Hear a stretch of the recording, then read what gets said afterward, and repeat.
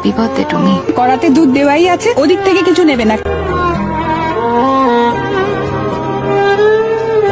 এই কতবার বলেছি রে, এরকম পয়সার করে এটু করবি না, তুমি আর বড় হবে না।